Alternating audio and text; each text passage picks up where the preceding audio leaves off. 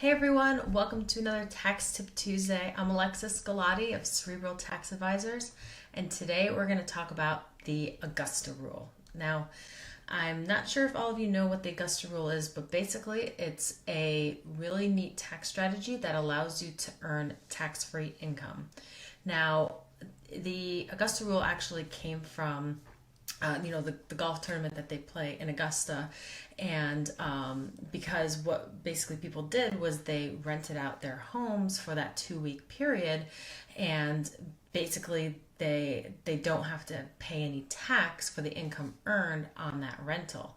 Now, this isn't just for people who are around, big golf tournaments or other sporting events, but this can actually be used for those who own a business.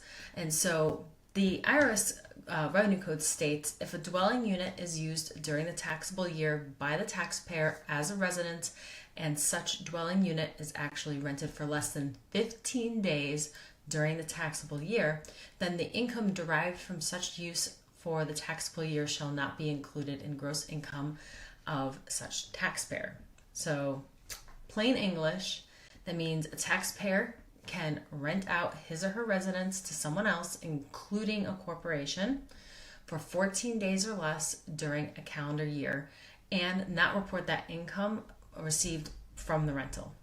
So basically, you receive income for renting your home and you don't have to pay income tax on it. It's pretty awesome.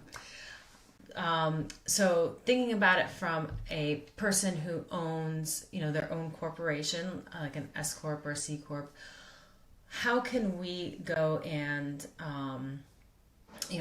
basically rent our personal home out to the corporation? Well, for example, when you're part of a corporation, you have to actually do at least 2 meetings a year. That's the shareholders meeting and a directors meeting. So there are 2 instances right there. And then you can also have other special meetings as well. And the only things that you have to make sure is that, one, that you don't violate the less than 15-day rule, that the rent that's paid is reasonable. So you actually have to go and say, okay, well, if we were to rent from, let's say, like a hotel or other meeting space, how much would that cost? Is it equivalent to the space that we're renting, from the home, etc. And so basically you just have to make sure to document what's reasonable. So, there are obviously, things that you have to document properly in order to take this, but if you're able to do it properly, then, you could end up going and saving quite a bit of money and also getting a deduction for your corporation as well. So I hope you found this tip helpful. If you did, please, thumbs up, like it, share it with your friends and colleagues.